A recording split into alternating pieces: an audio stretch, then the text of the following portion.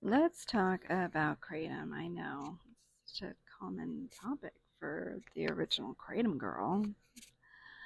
I gave up that title a long time ago. There are other things to talk about, but I still talk about Kratom as well, but that is not what I am. So much more. I swear that's a song. Anyway, I'm going to talk about Kratom and addicts and haters, specifically in that order, because they're everywhere and I understand they mean well, and some I professionally and maturely as a adult, um, I a mature adult as a mystic, I'm able to completely understand their point when it comes to let's not encourage kratom to help addiction, people that suffer from addiction. Let's not encourage kratom for people that have an addictive personality. And you've heard me talk about it all the time that kratom is not for people that have an addictive personality.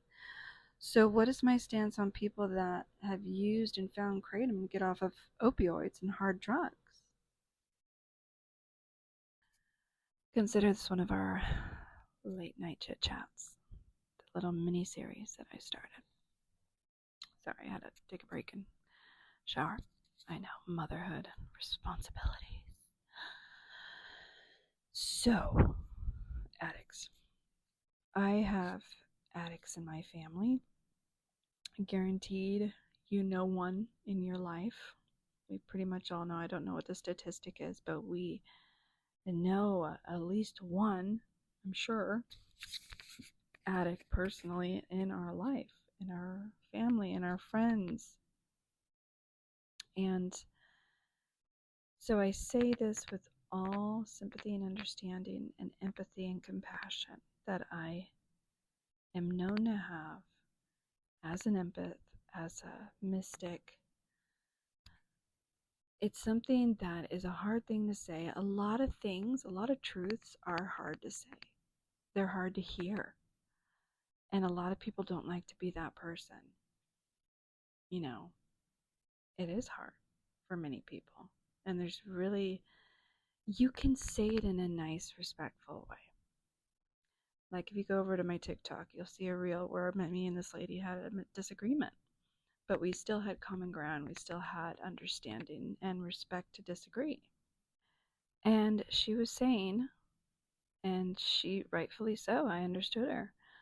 I just don't like when people encourage kratom to addicts, people that have an addictive personality, because kratom can be addicting.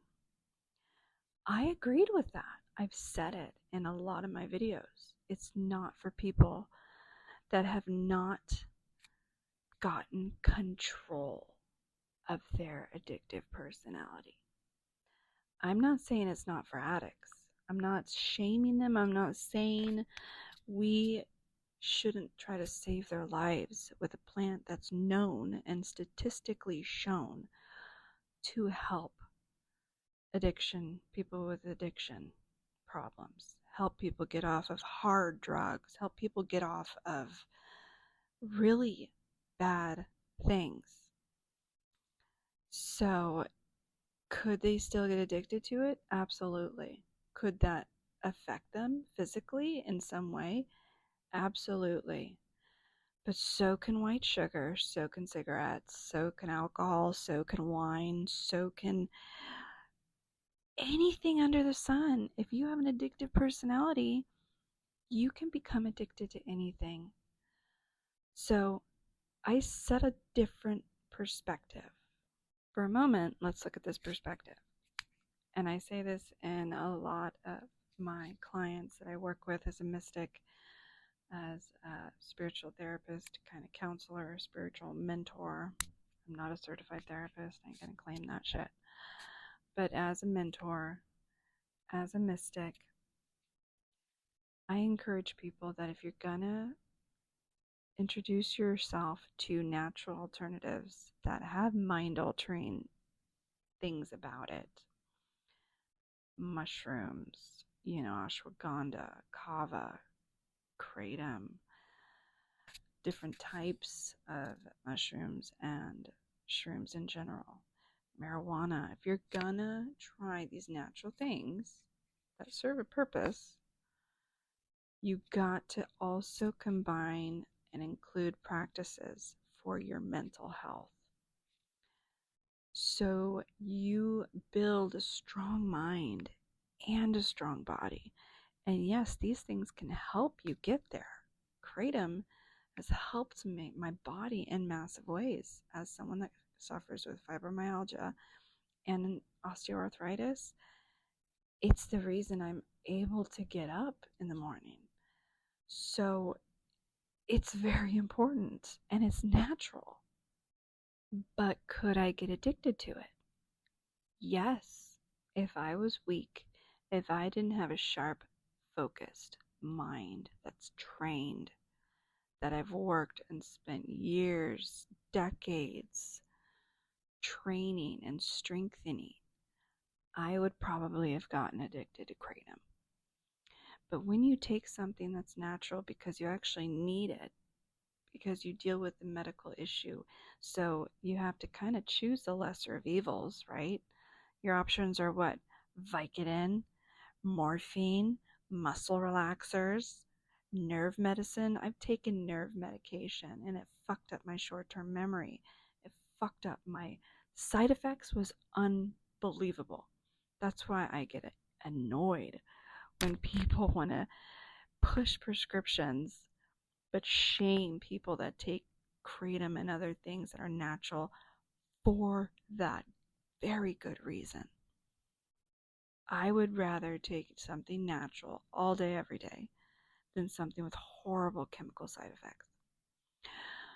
So, it's needed for me. But if I did not sharpen my mind and keep it sharpened and focused and strong, yeah, that could happen. It's not for addictive people.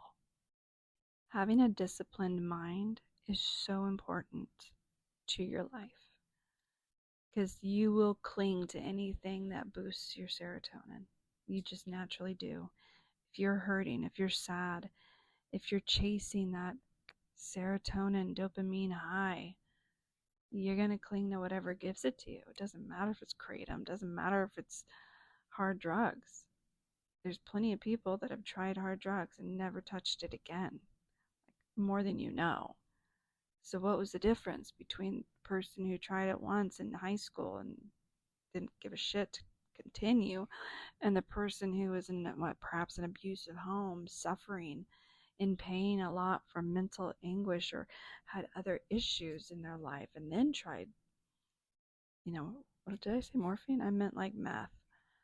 Yeah, they get addicted to it because they're trying to fill a void. So I always encourage people, don't just take me from one video and have an opinion of me. Watch all my videos because I say stuff like this all day, every day, of why I'm not against talking about kratom. Because pick your fucking vice.